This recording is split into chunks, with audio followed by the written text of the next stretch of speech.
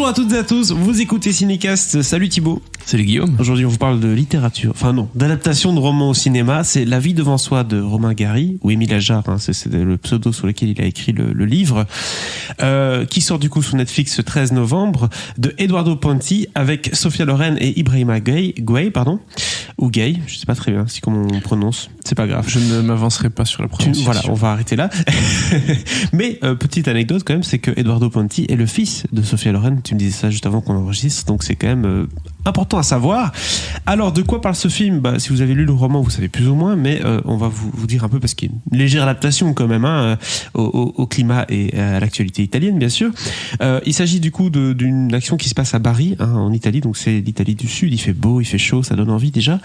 Où il y a Madame Rosa, qui est une femme âgée, juive et anciennement prostituée, qui accepte un peu à contre-cœur de recevoir chez elle Momo. C'est un garçon de 12 ans qui est issu de la rue tout simplement et qui est également d'origine sénégalaise.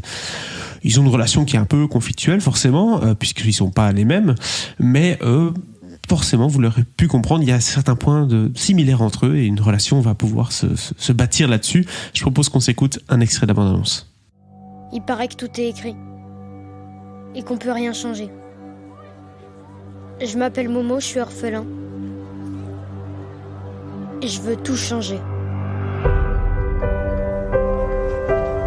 Madame Rosa a commencé à garder les enfants des autres putes. Bonjour. Rosa, j'aurais besoin que tu me rendes service. Momo, j'ai accepté d'être sa famille d'accueil juste après la tragédie. Moi, je n'y arrive plus. Je suis bien trop vieux. Pendant 2 mois, il restera pas un jour de plus.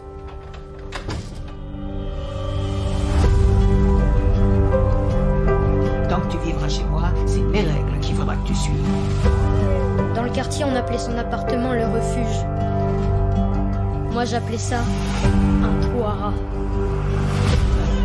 Arrêtez! Non, tu n'as pas intérêt à faire ça. Il est secoué de la cafetière, celui-là. Rosa, c'est qu'un pauvre gamin. Alors Thibaut, quand on comprend ce genre de synopsis et qu'on écoute cette bande-annonce, on voit déjà où veut en venir le film, même sans avoir lu le bouquin bien sûr, cette espèce de relation improbable et forte entre deux personnes que tout oppose. Parfaitement, c'est tout à fait ça. Et alors, personnellement, j'ai pas lu le roman de Romain Gary. En même temps, je n'ai lu aucun roman de Romain Gary. Je plaide coupable, moi non plus. Malheureusement. Peut-être à l'école, peut-être, je ne me rappelle plus. Non, moi non, je suis sûr. Enfin, bon, soit. Alors c'est oui, effectivement, un de ces deux prix Goncourt, comme tu l'as dit. Il y a tous les Français qui ont coupé, je pense, l'épisode. Ils n'ont pas lu Romain Gary. Quoi ? Je pense que c'est obligatoire en France à l'école de lire au moins Romain Gary. Je pense qu'il vaut mieux pas que je dise ce que j'ai lu et ce que je n'ai pas lu. Oui, parce que sinon. C'est cinécast, c'est pas bookcast. Voilà. Ouais.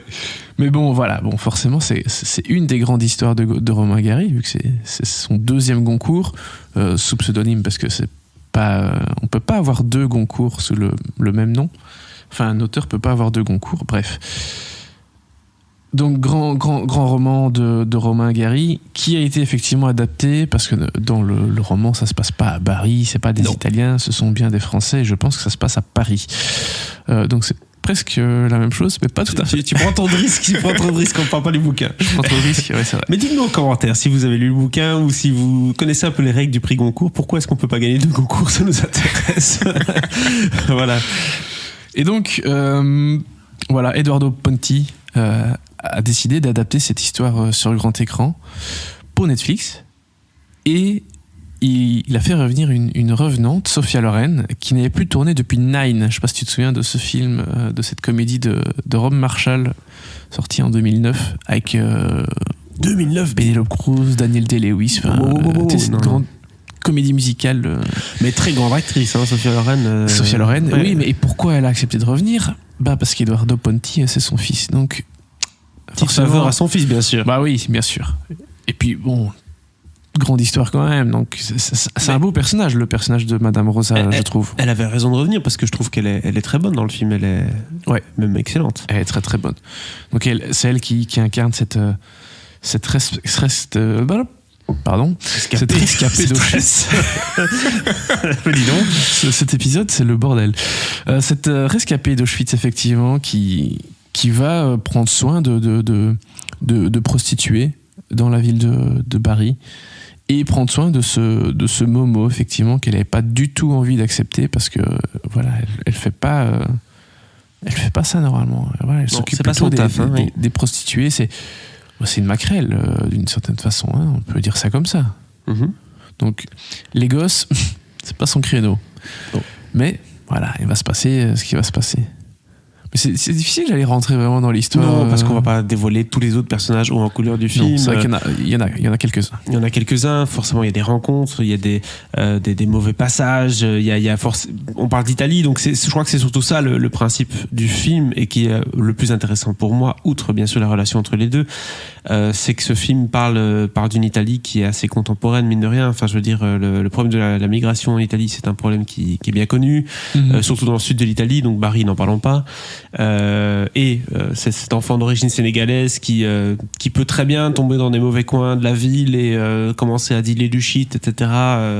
Alors voilà, c'est facile pour des enfants issus de l'immigration en Italie de tomber dans des mauvais il va faire ce qu'il estime fréquentation. être nécessaire pour s'en sortir, malheureusement. Exactement.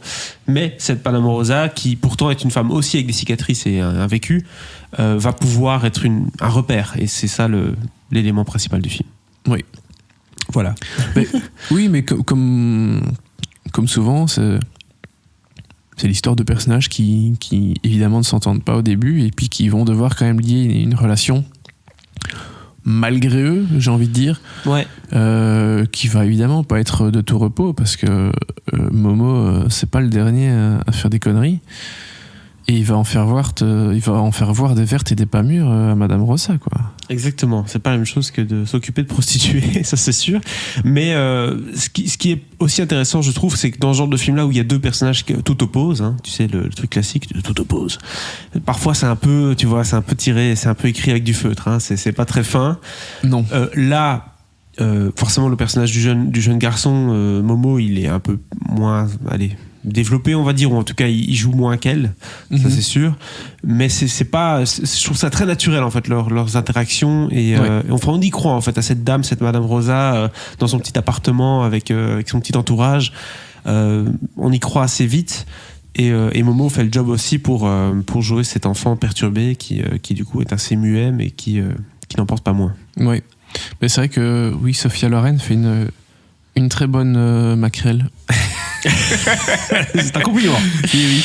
Non, mais vraiment, alors, bon, forcément, ça fait 11 ans là, qu'on l'a pas vu au cinéma et même hein, globalement depuis la fin des années 70, elle a pas fait grand chose, un petit peu. Elle a fait 4-5 films dans les années 90, 4-5 films dans les années 2000, max, quoi. Enfin, nous, ça fait longtemps qu'on l'a plus vue. Et donc forcément, on l'a pas vu tant que ça dans ce type de rôle de personnage plus âgé.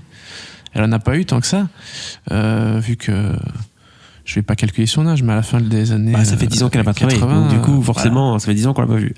Oui. Et donc, elle a arrêté vraiment le gros de sa carrière après une 60aine d'années. Donc, vraiment des rôles de grand-mère et de dames respectables, etc. Elle en a pas fait tant que ça. Non. Et je trouve qu'elle le fait très très bien. Parce que vraiment, oui, on y croit au personnage, on croit à son histoire, elle est convaincante dans sa façon de faire, dans sa façon de parler, que ce soit avec Momo, mais aussi avec les filles dont elle s'occupe. Donc vraiment, non, j'ai été assez convaincu par Sophia Loren. Et le petit garçon est pas mal aussi, Ibrahim Gouya. Oui. Parce que même s'il parle pas des masses, c'est vrai. Non. Mais il a des choses à faire et, et il le fait assez bien. Voilà.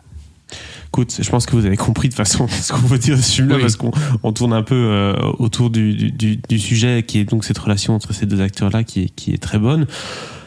Franchement, une bonne surprise, La vie devant soi. Je m'y attendais pas quand j'ai lancé le film sur Netflix. Je me disais, tiens, ça va être un peu, tu sais, parce que parfois, cinéma italien, tu as tout dedans. Oui. C'est pas toujours la réussite. Non, on se rappelle de certaines projections à Venise. Et donc voilà. Donc là, c'est franchement une bonne surprise. Je sais pas combien d'étoiles on pourrait lui donner, mais ça a aussi entre 2 et. Bon, moi, ce sera 2 parce que voilà, j'ai trouvé ça sympathique, assez bien joué, assez intéressant, l'histoire de Madame Rosa surtout, et effectivement le fait d'avoir remis cette histoire maintenant, parce que évidemment c'était pas le cas, c'était il y a 30 ans, presque 40 ans, même 40 ans, dans le livre de Romain Gary. Donc forcément, et donc c'est toujours très actuel comme histoire. Enfin, très actuel pour une partie de l'histoire en tout cas. Oui, et ça fonctionne bien. Donc voilà, j'ai trouvé ça sympathique. J'ai eu exactement ce à quoi je m'attendais, peut-être un poil mieux. Donc voilà, c'est pas un mauvais taf de la part d'Edoardo Ponti, qui retrouve sa mère au cinéma, parce qu'ils avaient déjà tourné ensemble au début des années 2000. Donc voilà, La vie devant soi, c'est un joli 2 étoiles. 2 étoiles du coup pour La vie devant soi, disponible ce 13 novembre sur Netflix.